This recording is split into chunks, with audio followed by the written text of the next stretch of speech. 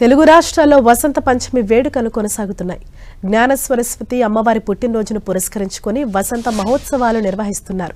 తెల్లవారుజాము నుంచి ఆలయాలకు భక్తులు పోటెత్తారు.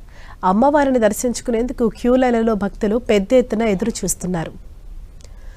నిర్మల్ జిల్లా బాసరలో వసంత పంచమి వేడుకలు ఘనంగా జరుగుతున్నాయి.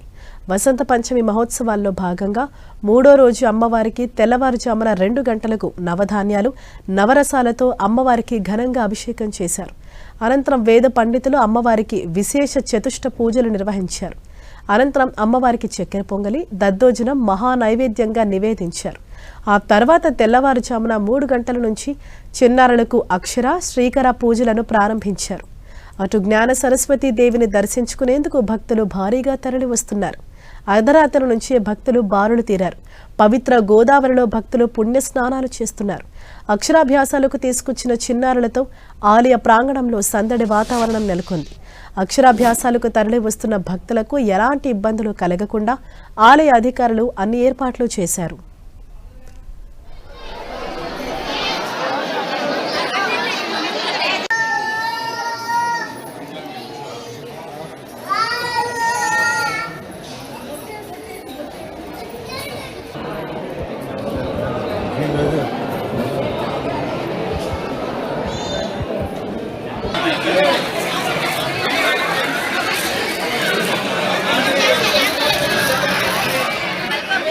విద్యా ప్రాప్తి అందరూ నమస్కారం చేయండి.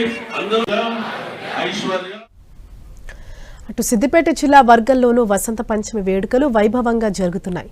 విద్యా సరస్వతి ఆలయంలో తెల్లవారుజామున అమ్మవారికి విశేష పంచామృతాభిషేకం నిర్వహించారు. అక్షరాభ్యాసాల కోసం చిన్నారులతో పెద్ద ఎత్తున తల్లిదండ్రులు చేరుకున్నారు. ప్రత్యేకంగా ఏర్పాటు చేసిన మండపాల్లో అక్షరాభ్యాసాలు కొనసాగుతున్నాయి.